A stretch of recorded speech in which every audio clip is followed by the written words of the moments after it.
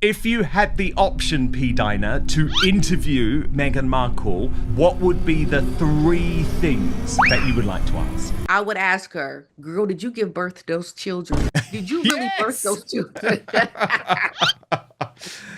Well, 3 doctors. That's how many names were placed on the easel outside Buckingham Palace when Prince George was born. 2 names appeared for Princess Charlotte and 2 again for Prince Louis. By the time William and Kate welcomed their children, the public always knew exactly which surgeon gynecologists were involved in the deliveries.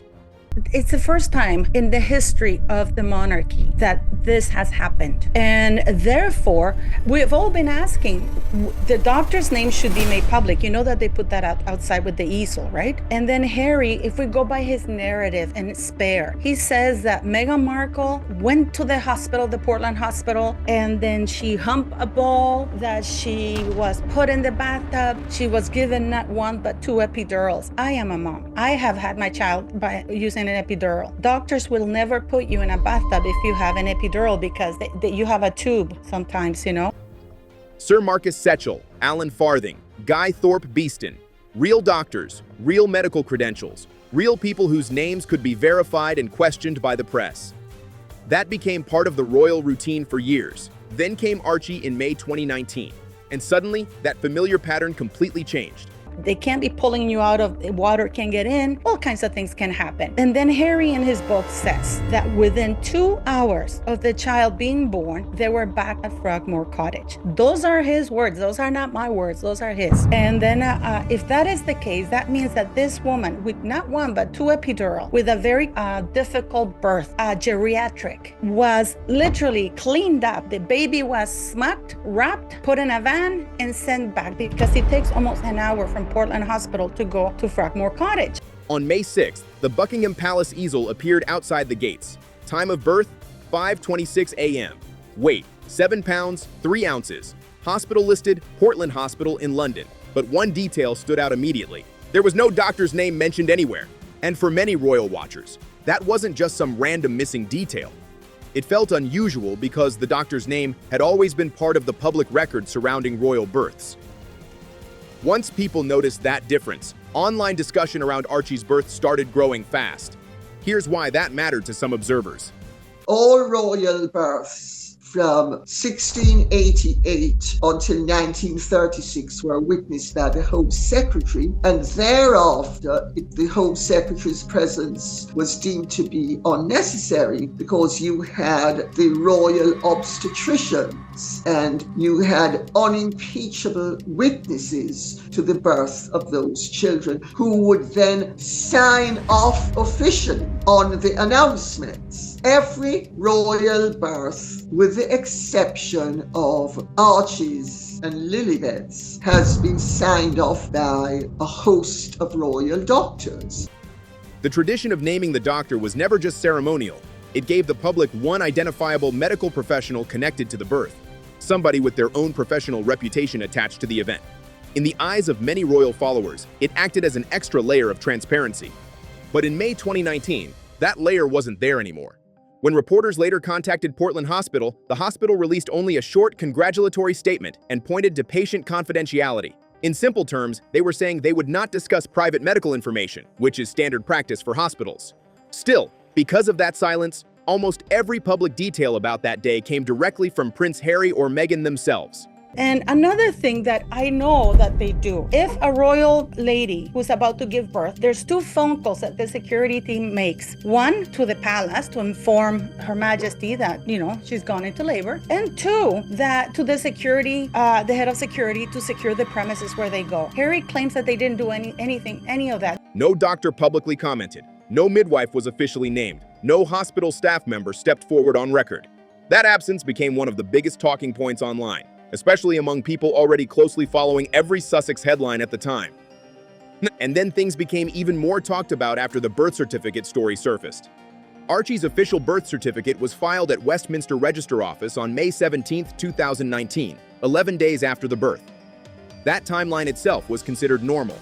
So I had so many questions. I wrote to Parliament. I sent you the emails for a Freedom of Information Act request. I just wanted them to verify to me that the baby was born in Portland in the names of the doctors, which should be of public information because those children are included in the line of succession. You read what they sent to me. They said that they're not in the business of delivering babies, which is a very weird answer to give because Parliament is in charge of verifying that all royal children meet the legal requirements to be in the line of succession, and documents are sent to them.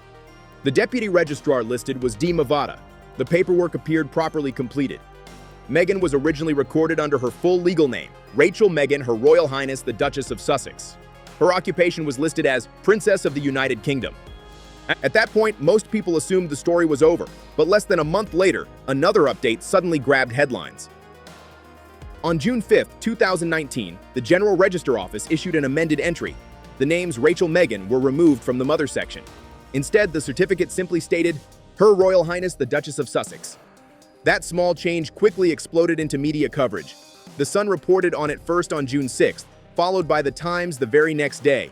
There's a big difference between privacy and secrecy. Now, royal births are supposed to be, the details have to be made public because they have to reassure the United Kingdom that they meet the legal requirements to be in the line of succession, right? And we know that the only living witness to Archie's birth is Prince Harry. Who else? We don't know anybody else. Suddenly, social media was flooded with debates, theories, and non-stop discussion about why the amendment happened in the first place. At the time, the Sussex team gave no public explanation.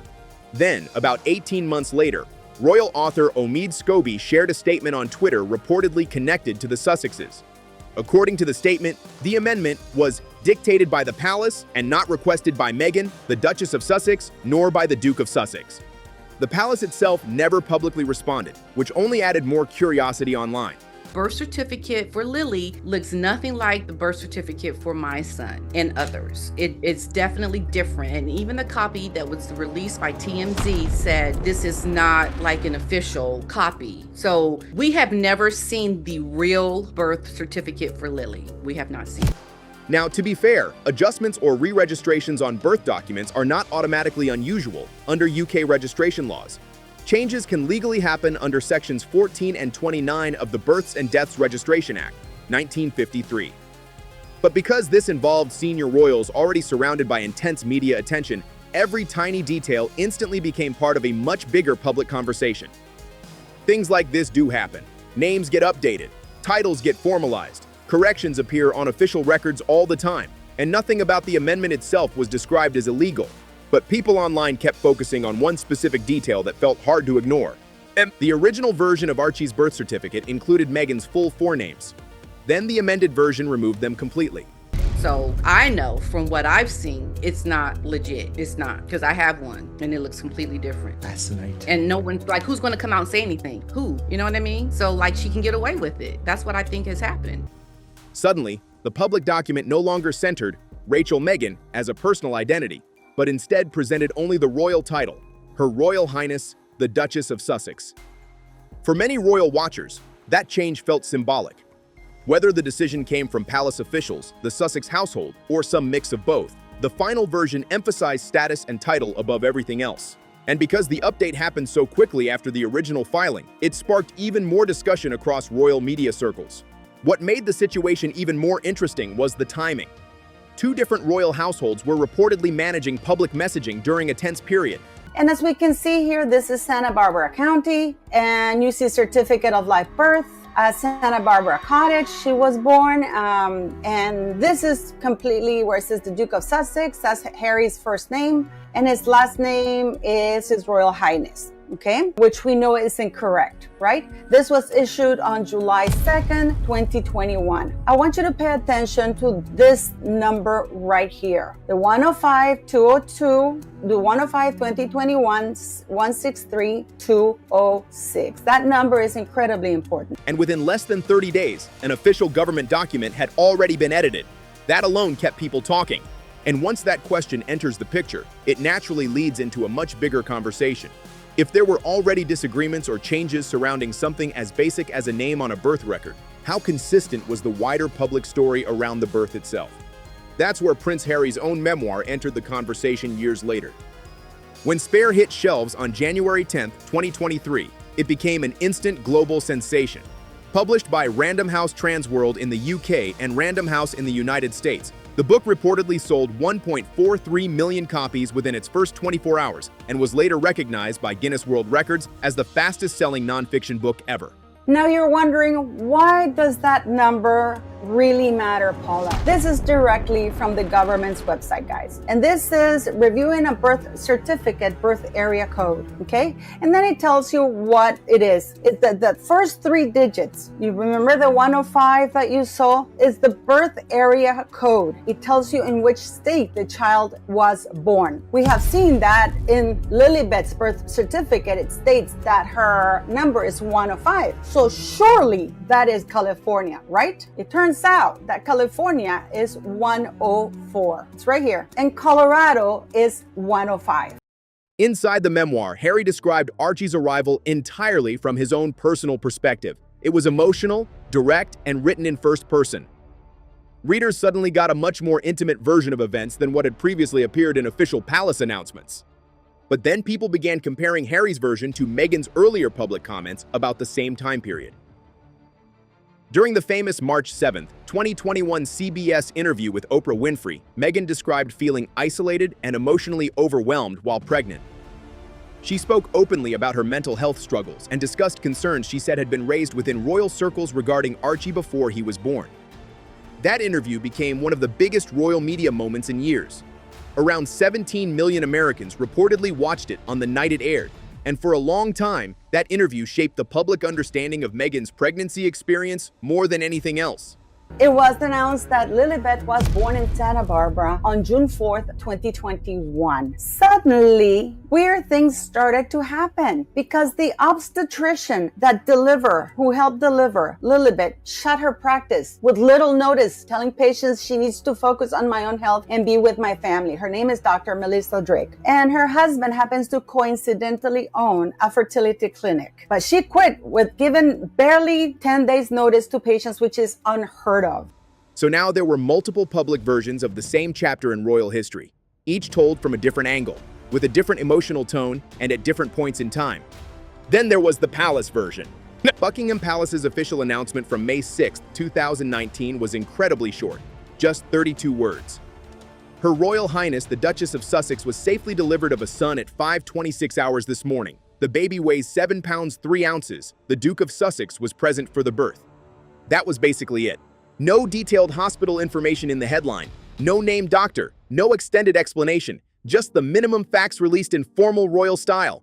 And that's what keeps this entire story so heavily debated online even today.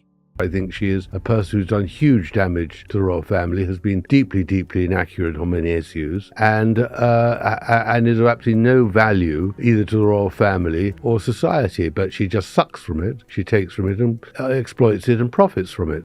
You effectively have 3 separate public accounts of the same event: Harry's memoir, Meghan's televised interview, and the palace's official statement, all released at different times and shaped for very different audiences. Harry's book was personal and commercial. Meghan's interview focused on conflict and emotional experience. The palace statement stayed formal and tightly controlled. The date of Archie's birth stayed consistent across all versions. But beyond that, people noticed the details, tone, and focus often shifted depending on who was telling the story and when they were telling it. To be clear, this isn't about making accusations. It's about looking at patterns and noticing how differently the same story was presented over time.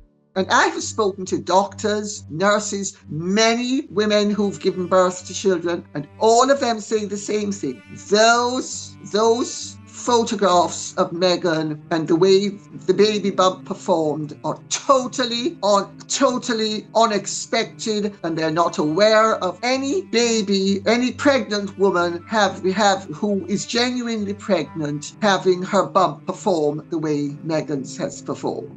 When several public versions of one major event don't fully line up, the simplest explanation is not automatically that somebody lied. Sometimes it simply means every side was shaping the story for its own audience and its own goals. That's exactly the kind of thing royal biographer Tom Bower has spent decades writing about. For more than 40 years, he has focused on how public figures manage image, messaging, and media narratives. And by 2026, discussion around the Sussex timeline had become part of that larger conversation once again. Now here's a detail many people forget. Historically, royal births were handled with a very clear public process. When Prince William was born in 1982, Buckingham Palace announced the hospital ahead of time. The same happened for Prince Harry in 1984.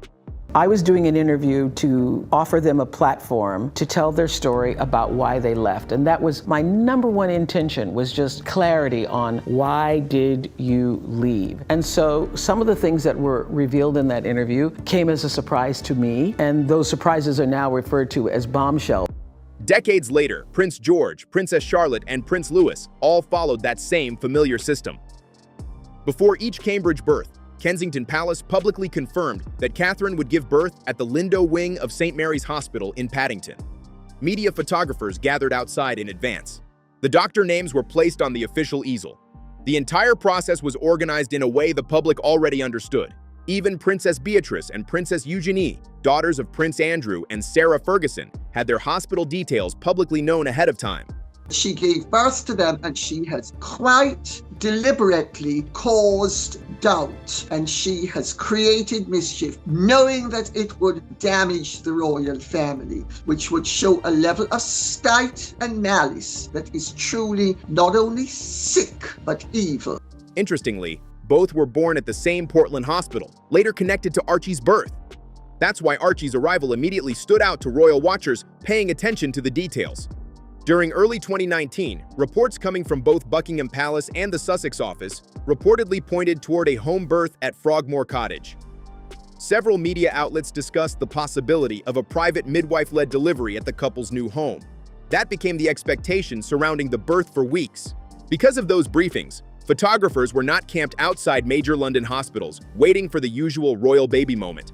Here, the doctor talks about both the children, and listen to what she says. So you tell me to tell you something that maybe a dozen people actually know that's going to come out very soon. Okay. Meghan Markle, the reason why you watch her interviews and she just seems off, she's owned by a pharmaceutical company. The two children that she had, they're not hers. She didn't have them with Harry. Then suddenly, on May 6th, the official announcement landed. Archie had already been born at Portland Hospital. For some observers, the biggest surprise was not the hospital itself, but the timing of the information. The hospital name only became public after the birth had already happened.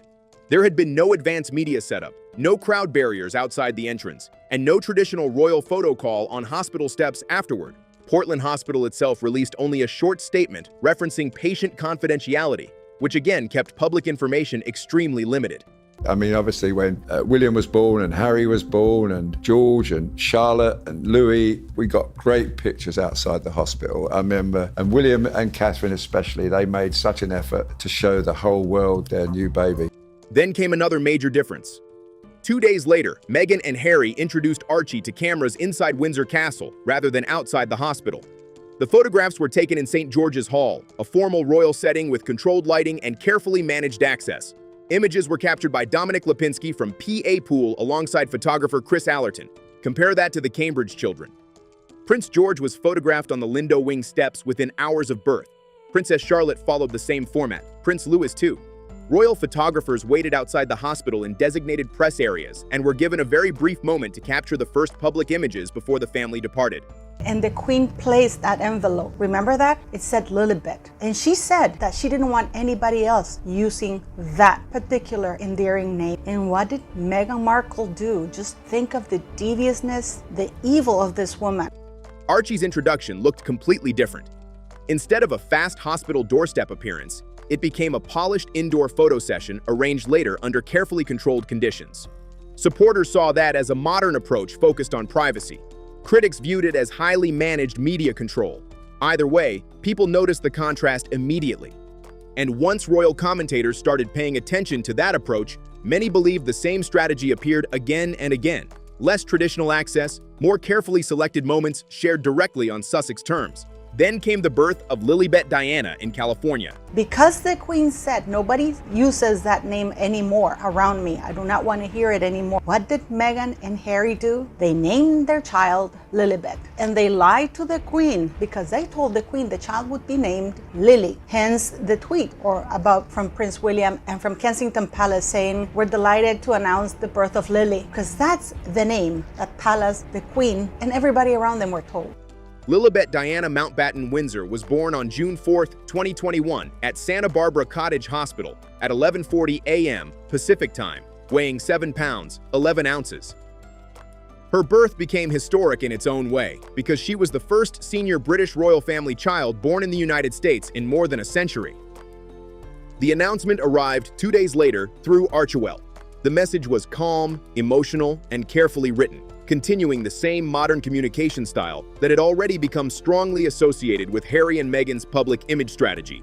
Lily is named after her great-grandmother, Her Majesty the Queen, whose family nickname is Lilibet. Sussexes only will talk to people who repeat their own narrative. Yes. And who they can control. So the idea that you could get the truth from the Sussexes is contradiction. Her middle name, Diana, was chosen to honor her beloved late grandmother, the Princess of Wales. At first, the naming of Lilibet Diana was presented as a deeply emotional bridge between the Sussexes and the royal family. Publicly, it sounded like a touching tribute to the late Queen and Princess Diana, a rare, warm moment during an already tense period between both sides of the family. But just days later, that peaceful image suddenly turned into another major royal controversy. On June 9, 2021, the BBC's royal correspondent Johnny Diamond appeared on the Today program and reported, citing what he described as a strong palace source, that Queen Elizabeth had allegedly not been formally asked about the use of her private childhood nickname, Lilibet. I think that's the whole issue, that they were globally, and they are globally known, but because of the way they behaved in the last 4 or 5 years, and as the price of betrayal, their reputation and their status and their fortunes are crumbling. That report exploded online almost immediately. By lunchtime, the story was already live across BBC News, and within hours, the Sussex team responded publicly. Their spokesperson pushed back hard against the report and released a statement saying, "The Duke spoke with his family in advance of the announcement. In fact, his grandmother was the first family member he called. During that conversation, he shared their hope of naming their daughter Lilibet in her honor. Had she not been supportive, they would not have used the name." They said Mr. Bauer's commentary has long crossed the line from criticism into fixation. This is someone who has publicly stated the monarchy in fact depends on actually obliterating the Sussexes from our state of life, language that speaks for itself. After the BBC report, things escalated quickly behind the scenes. The Sussexes law firm, Schillings, sent a formal legal letter to the BBC stating that the report was false and defamatory. This turned a media disagreement into something much more serious, now involving lawyers, public statements, and institutional pressure. But the BBC didn't back down. The broadcaster stood by its reporting at the time, and even years later, it has not withdrawn its position. That tension remained part of the wider royal media narrative. Fast forward 3 years to January 2024, and the discussion resurfaced in a new form. Biographer Robert Hardman published material from his book Charles III, New King, New Court, which was serialized in the Daily Mail. All royal births from 1688 until 1936 were witnessed by the Home Secretary, and thereafter the Home Secretary's presence was deemed to be unnecessary because you had the royal obstetricians and you had unimpeachable witnesses to the birth of those children who would then sign off officially on the announcements. Every royal birth, with the exception of Archie's and Lilibet's, has been signed off by a host of royal doctors. Among the excerpts was a striking quote attributed to a palace source describing how Queen Elizabeth II allegedly reacted to the situation. "The only thing I own is my name, and now they've taken that." That line immediately sparked debate online, but the key question is this: was that quote independently verified? It originates from an unnamed source, presented through a paid biography several years after the event. Even supporters of Hardman's work note that it reflects reporting based on palace insiders rather than confirmed public statements. Hardman himself is widely regarded as a serious royal journalist, which is why his work often gets attention. Still, when dealing with unnamed sources, there is always a layer of interpretation involved, and that's where opinions start to split. So when you strip everything back, you are left with two competing narratives. On one side, the BBC and its source stand by their account. On the other, the Sussexes maintain that Queen Elizabeth was supportive of the naming decision. Neither side has formally retracted their position. And then when the baby was born, when Archie was born, that was another, in my view, a disaster, because I knew we was not going to get a picture of it. Everybody was hoping we would get pictures of it. Both stories still exist in public circulation, and both cannot logically be true at the same time, if taken in their most literal form. That tension is exactly what keeps this discussion alive in media analysis circles. Then, as the broader conversation continued, another major reference point entered the picture: the work of author Tom Bower. His book Betrayal, published on March 26, 2026 by Bonnier Books' William Collins imprint, was heavily pre-publicized and serialized in the Times. It quickly reached the Sunday Times bestseller list within a week of release. Bower's approach is well known in the industry. He builds narratives by cross-checking public statements, documents, and timelines, then highlighting where inconsistencies appear. Over a 40-year career, he has applied this method to high-profile figures including political leaders, celebrities, and members of the royal family. His work has also led to legal challenges, all of which he has defended publicly. Remember, Harry and Meghan threatened to sue at the drop of a hat, and they have never tried to sue Tom Bower because they know what he writes is true. When Betrayal was published, the Sussex team responded with a very short statement, just 49 words in total. What stood out to critics and commentators was what the statement did not do. It did not address individual claims in detail. It did not correct specific dates. It did not directly dispute particular quotes. Instead, it focused broadly on rejecting the framing of the book. And this is where the narrative becomes more controversial in public debate. From one perspective, this is a standard legal media response strategy. Challenge the credibility of a source rather than engaging every claim individually. From another perspective, critics argue it leaves gaps unaddressed, especially when claims circulate widely in the media.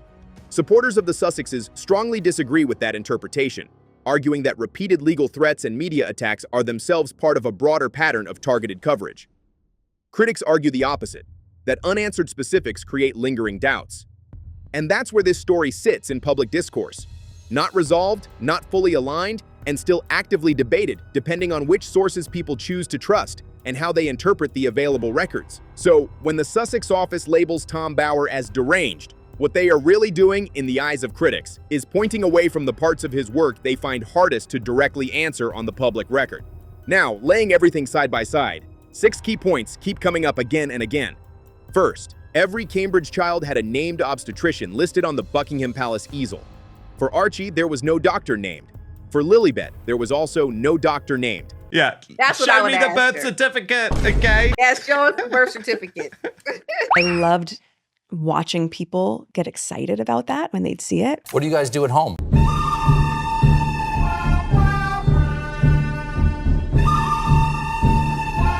Who's filming this? That difference is often highlighted in comparisons of royal birth announcements. Second, Archie's birth certificate was amended within roughly 30 days of the original filing. The public record shows the change, but the Sussex side and the palace have never issued a joint detailed explanation agreeing on who initiated it. Third, 3 major perspectives on Archie's birth: Harry, Meghan, and the institution, only fully align on one basic fact: the date. Beyond that, each version emphasizes different details and tone. The attending doctor, meanwhile, is not publicly named. Fourth, the hospital naming and timing broke from previous royal tradition. There was no advance confirmation, and the first official photograph did not come immediately after birth at a hospital setting. Instead, it was released later in a controlled environment at a royal residence. Fifth, the Lilibet naming controversy still has 2 competing public versions. The BBC maintains its reporting and source position. The Sussexes maintain their version of events. Both narratives remain unretracted, and both cannot simultaneously be correct in full. Sixth, when Tom Bower presents his interpretation in Betrayal, the Sussex response, according to critics, focuses more on rejecting his characterizations rather than correcting each individual claim, point by point. None of these points rely on hidden evidence or secret documents. They are drawn from public statements, official records, media archives, and published interviews. That is why the discussion continues. Everything is visible, but not everything is agreed upon. What critics argue is missing is a single, fully consistent public clarification that resolves all these contradictions in one clear timeline. Supporters, on the other hand, argue that many of these interpretations are selective or taken out of context, and that privacy boundaries are being respected rather than avoided. Either way, the information exists in the open, and the debate continues because interpretation varies depending on which sources people prioritize. Looking ahead, more material is expected to surface as related books and legal documents continue to be released and discussed publicly. Bower's betrayal serialization is ongoing, and other royal biographies are scheduled for publication in the near future. Court-related documents connected to Harry's legal cases have also added further context to the public discussion in recent years. Each new release adds another layer to an already complex narrative that continues to evolve rather than settle. And when the next major extract or document appears, the conversation will likely pick up right where it left off.